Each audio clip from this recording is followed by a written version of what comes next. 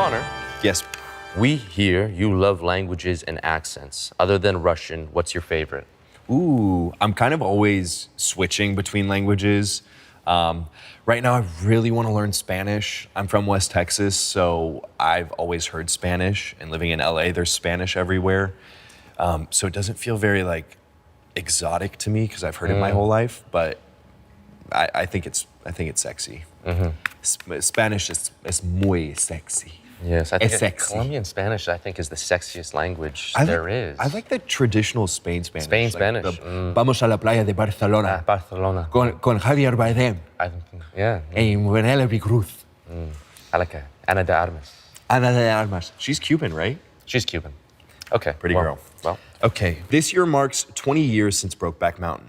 Are there any MM romance movies, shows, or books that have really stuck with you, either growing up or recently? well, I love Brokeback Mountain. It was one of the first things that you Yeah. told me. Yeah, I love Heath Ledger plays Ennis. I still think it's his best work. I think that was one of the first pivotal ones when you have two leading men take on, gay cowboys. It's pretty bold, but then, you have Call Me By Your Name, Moonlight, I think with Barry Jenkins saying, bringing the art house to the hood is what he said. That was already just a beautiful juxtaposition. And then having, he said he wanted to redefine masculinity with that movie, which I thought was so cool. Yeah, Call Me By Your Name, I think, was like pretty revolutionary. Yeah. Yeah, I was in high school at that time, and I remember that being the first thing that felt like it was really a part of the cultural zeitgeist. And it also handled queer stories in a really cool way where it was so under the surface and it made it so human, you Right. know? Which I think also is kind of like a Moonlight scenario where we're taking these people in such a specific time and place and like letting them explore love. You know? Right. What does smut mean to you? I'm gonna try to make an acronym. Sexy. Where this is gonna be in relation to Ember and Ice. Sexy, magic, universe. T T T T T T T T T T. Tip of the tongue, the tongue. I have no idea. What did I say? Sexy, magic, universe. Titillating. Yeah, we'll do that. Titillating. Oh, you very publicly shot your shot for Nightwing, which was extremely fun to watch. Have you been a DC fan? And what is it like to see fans instantly rally behind you, especially the ones that say you have the face, the talent, and the butt? I will be completely honest. When I saw like some fan art of you as Nightwing, I was like blown away. Whoa. Like Wow. I mean, you never know if that's gonna come to fruition or not. But Yeah. when I see like someone did you in the comic book style, I was like, I see it right away. Wow. Yeah, I would love to play him. I love DC. I loved all like comic books that were true to the source material. And I think, there are a lot of good filmmakers who like bring their own style to these, beloved comics that I think it would be really great to work with them. I'm not fully set on Nightwing. I'm open to other things. Did you always want to be in like? Is superheroes? Is No. that always something that's been like I need Absolutely to do that? not. It's just kinda come on. when really good filmmaker. It's filmmaker driven. So when like a guy like James Gunn or Matt Reeves, comes to comics, I think that's what draws me. And I heard James Gunn is doing the Teen Titans. I know but James Gunn, he's in love with you. True or false? Hudson is more like Ilya in real life, and Connor is more like Shane. I think me and you are both like Rose. And I'm like Svetlana. I just said me and you are both like Rose. But I'm just parting ways. That's so Svetlana for you to say. I don't know. I mean, maybe I do feel like Ilya. I don't know. I think that I'm too sensitive or outwardly sensitive or don't have a lot of shame around emotion to be Ilya. I could be a little cocky like Ilya. Yeah. But beyond that, it's like I think Shane and Ilya sort of share us you know, a soulfulness that's kind of buried under all these, you know, walls and kind of masks. But I think underneath that, what we both relate with both of them is, you know, the heart and their soul. After wrapping Heated Rivalry, you two got matching tattoos that say sex sells. And if true, how did that happen? Did I have a reason for coming up to Vancouver? I just wanted to come see you. Yeah, come hang out. Am I not good enough? Come on. Yeah, I don't know why for a second I was like, I have something to do up there. I have nothing to do in Vancouver. I was there. So yeah, I just went up to see, I just came up to see you. We knew we wanted to get matching tattoos. I hadn't gotten a tattoo in forever. And we were just shuffling through ideas and yeah. I think you came up with sex sell, but like we were both pitching ideas and For then like one days, person like would 4 like days. them, the other person wouldn't, and then when you said sex sells, I was like, oh. We were sold. That's Yeah. the first idea you've had, that's good. I think it's honestly my most well done tattoo as well. Damn. So that feels good. The front of my shin, pull in here, zoom in. True or false? You ate a pound of ground beef a day while filming Heated Rivalry. True. Connor told me what his routine was, and after I saw him in person, I asked him how he got to that size. I thought he was taking illicit substances. He wasn't. He does it super clean. Sorry I mentioned illicit substances. But he, I have nothing to hide. Bring it on. But he was so just like, so I was like, what are you eating, freak? I was like, I'm eating. And he just couldn't speak, and he just kept doing that. And I was like, I think that means ground beef. You're like, that level of capability Yeah. is what I need. And then Connor was actually the person who put me onto fiber, because if you need to eat the protein you want to get, you know, iliac cheeks and of chests, you need so much fiber just so your stomach doesn't shut down and you go into cardiac arrest and you get carried out from your little workout on a stretcher with some, you know, pumped up pecs and a shut down fucking You look good. but digestive system. It's really unfortunate if it ends that way. Yeah. Yeah, I actually, I'm gonna one up this true or false. I actually think that we ate more than a pound of beef a day. Yeah. Because a pound of beef only has, I think, 84 grams of protein, and you need a solid 200 We were for going our through- size and shape. So sometimes I can eat 2 pounds of ground beef a day. Plus like 10 eggs. Yeah. And so many salads. I was having so much salad because by the end I got like gained 10 pounds. So like when I started shooting, I was like, and then by the end I was like 10 pounds heavier, and it was because of ground beef. I mean, you're very inspiring. I'm glad that we had each other because it would have been really hard to be motivated if, you know, we were going back to our 12-hour days and then the gym. and then like going back to our residence like alone. It's nice that I got to be like, Hudson, let's go to gym. And we would go from a fucking 11-hour day skating lesson, and Connor would go, let's do legs. And I looked at him, he's a madman. That's how he has a butt. He'll finish a skating lesson that takes 4 hours and then go, legs now?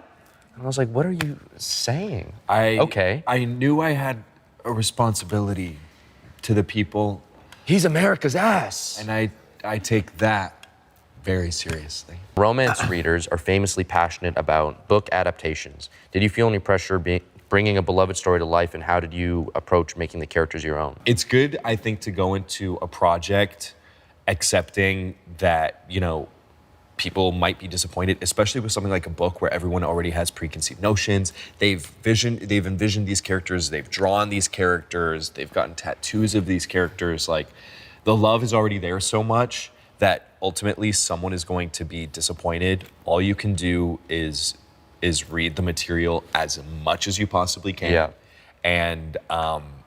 And respect it, show the respect, show the dedication, and just hope that people, you know, connect with it and love it and see that enthusiasm. I think we both had that level of, whether you want to call it nihilism or not, like, people might just hate this. People might hate your casting, or they might hate my casting. I'm not going to expect anything more. And I'm just going to do the best I can. But you have really no metric of if people are going to be warm to your take. I really think at the end of the day, all you can do is be really intentional, give it 150%.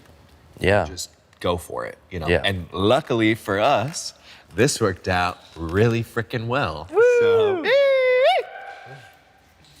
Hudson, we have heard rumors about a very serious multi-step Korean skincare routine. Can you break it down for us? It's not that lengthy. Yeah, I always made fun of you for it too because honestly, I'm just kind of jealous because you have really good skin.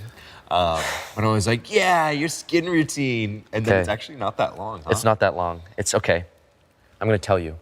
In the morning, I use water to cleanse my face, warm water. And then I put on a glow toner, but it's pretty dry. It's not like, I don't like when people have like dewy skin. Like if I see someone that looks like they just wore a face mask, I'm like, why are you out right now? Like go wipe that off and then come talk to me because I won't right now. And then, so my toner, and then I'll put on a serum and then sunscreen. And then sometimes instead of a serum, I put on a moisturizer. And then my PM routine is an oil cleanser, you know, to get out these blackheads, to get the gunk out. And then I'll either use like a CeraVe normal ass cleanser, or I'll use like a pore shrinking cleanser. That's their new slogan.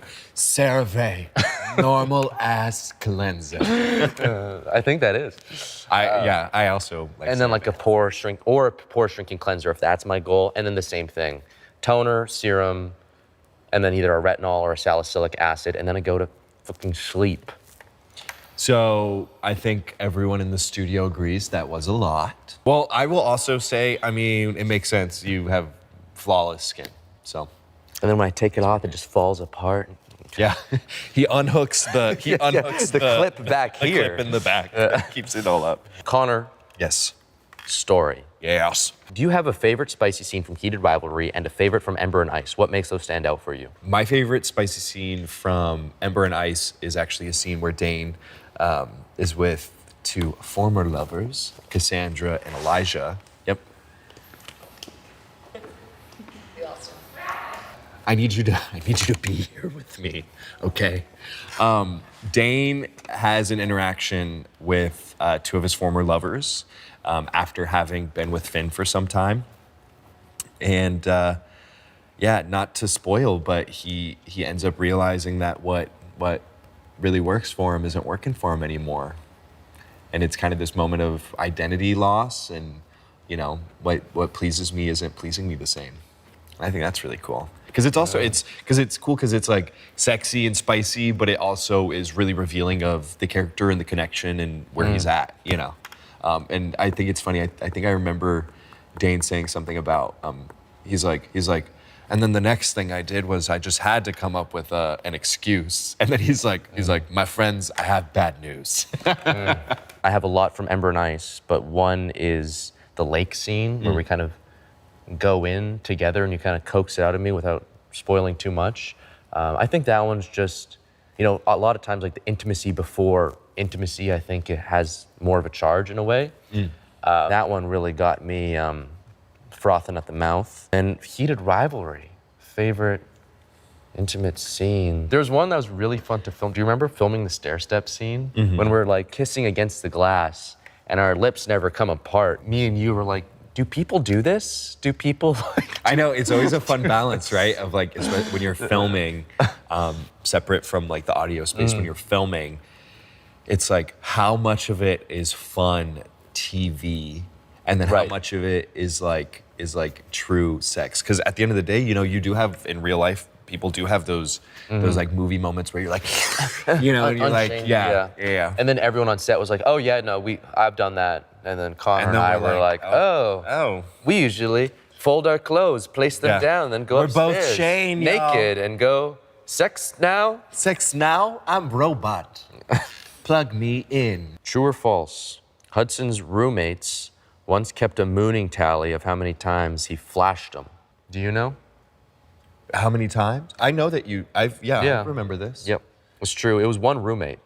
And I mooned him 31 times. What was his reaction when you mooned him? Was he like, Hudson? Her poor name was Chelsea. I've talked with her, and Chelsea has been like, you can say my name. And I was like, so I've since talked about this since. Double consent. Double consent. And poor Chelsea would just go, I think her main reaction was like, oh, Hudson, oh. And it made me so happy. Where is Chelsea now? And I developed different techniques over the years. She's chilling. She's got a cat that's like hanging off her walls. But I would go and I would do like a drive-by. I had all these different techniques. And then she would bring like other, romantic interests home. And then they're like, what's this tally up on the board? And they're like, oh, that's how many times Hudson, my roommate, has mooned me. And they were like, Would you oh. just like kind of butt crack it, or would you full cheat? So I had one where I would get pants low, like I would de-pants, and she would be unassuming, like maybe on her phone, on the couch, and I would run by and jump in the air. So I was like a literal moon. A literal moon, but in fast motion. Sometimes I would just do the like, oh, drop something before we leave, bend and I'm right there, gotcha. Oh God. Airborne moon is crazy. Yes, no, they got very athletic. But we need to clarify, if you were gonna moon someone, make Yep. it a close friend. Chelsea is still my and close friend. Make it known that this is okay. Yep. She got a hoot out Do of it. not moon people you don't know in places it's not okay. Hudson, as an Asian actor leading such a hugely popular queer romance, what kind of stories or roles are you excited for more people to see you in going forward? Yeah, I wanna represent my Wasians out there. I've been declared. Do you know about this? I'm declared I think princess or prince of Wasia. Me. I mean, I sign off on it. Okay. I think you. He's the final stamp off guy for this. So Yeah, I'm the Connor Storrie. ambassador of Wasia as a completely Caucasian. yes. But as this little Wasian I am, I hope to just do roles that aren't always charged with, I'm happy to do roles that are, race has something to play in there, but also I just want to be an actor, and a lot of the times I just want to play parts where it's like I'm just there, and we don't need to go in my backstory or whatever. It's just, I'm playing what any other non-person of color would play as well. You're a person. You want to be treated. I'm a as person. Love it, baby.